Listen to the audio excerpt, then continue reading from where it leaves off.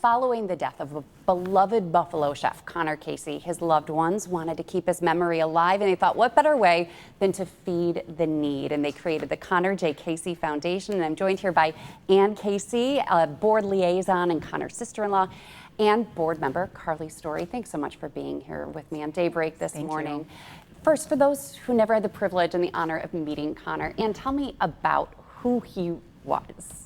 Conor would walk in and just light up a room. He was everybody's little brother. He was a favorite nephew. He was the self-proclaimed funkle.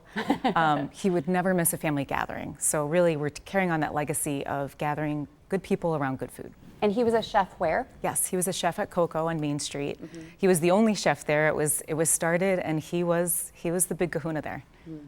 And he passed away from a brave battle with glioblastoma in 2022. Yes. And in 2023, all of you decided that you wanted to keep Conor's memory alive.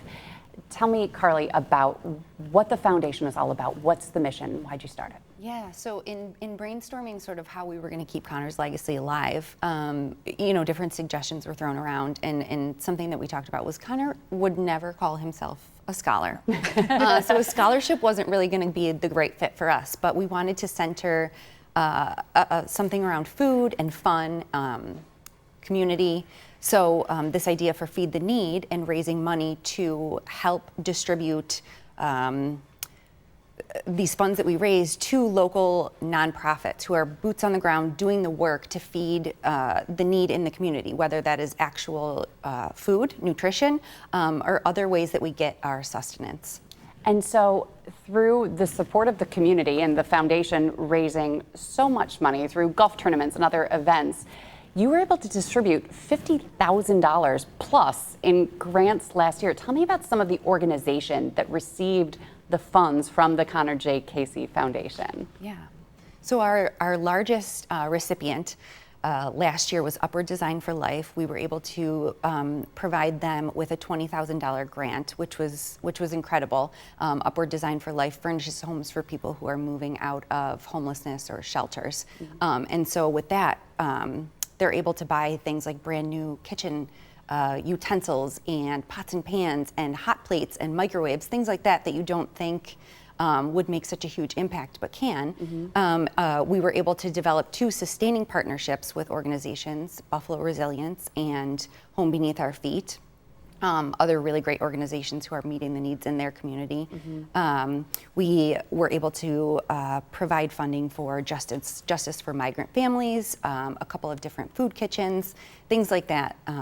And we were, like you said, it was somewhere in the neighborhood of $55,000 last year that we were able to award. And this year, you're hoping to give out more than $100,000 in grants to similar organizations. And tell me about who can apply, what you're looking for, and who would best receive these grants, and what would they do with it? Of course. So last year we got $400,000 worth of requests. So we're still building up, right? We wish we could give more, but we think we're really excited about this improvement. There really isn't a request that's too small. For instance, last year there were a lot of community gardens requests that just needed tools, and that was something that was really straightforward and lovely for us to provide.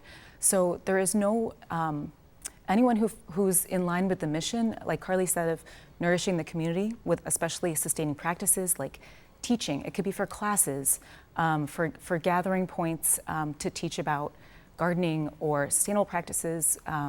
It could be something as simple as providing a food pantry.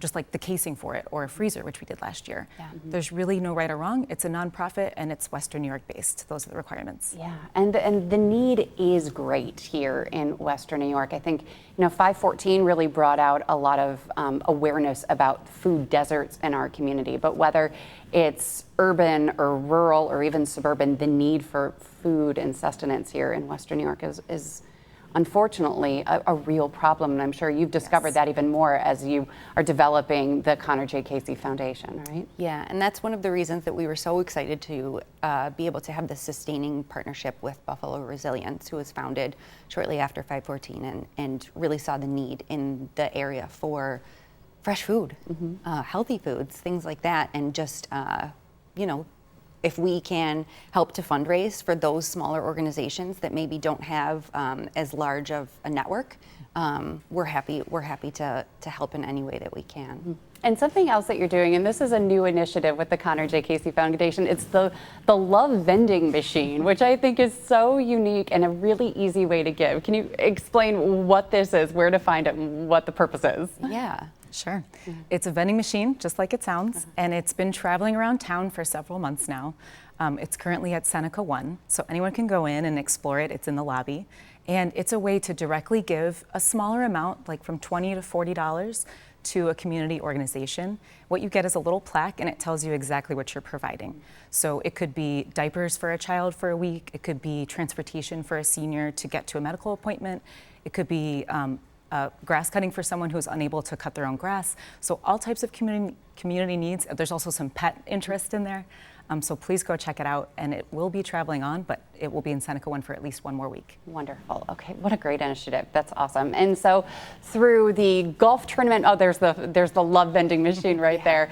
You've got your golf tournament in October, which is one of your biggest fundraisers. All the spots are filled up for actual golfers, but folks can also participate in the auctions afterward, the party that you all are having, and that's one of your huge fundraisers. Yeah. This organization is definitely great at throwing a party. I'm sure that Conor would be very happy about that, right? Yeah, absolutely. Yeah, we've done golf tournament, bowling, meat raffles, concerts. What do you think Conor would think about what the foundation has done to keep his legacy alive in these few short years since his untimely passing, and what you want to do in the future to make sure that we feed the need? That's tough. You know, you never know exactly what would come out of his mouth. Something inappropriate. Something, yeah. He was truly someone who wanted everyone to have a good time and to be together.